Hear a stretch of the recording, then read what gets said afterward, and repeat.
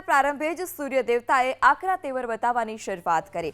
આજે સૌરાષ્ટ્ર, કચ્છ અને ઉત્તર ગુજરાતમાં સિવિયર હીટવેવને પગલે ઓરેન્જ એલર્ટ આપવામાં આવ્યું છે। જાહેર કરવામાં ઓરેન્જ એલર્ટ આવ્યું છે।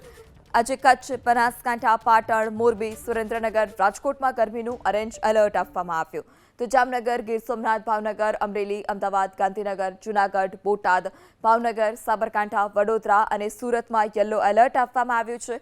બીજી તરફ મંગળવારે 42 ડિગ્રી સાથે રાજકોટ સૌથી ગરમ શહેર રહ્યું।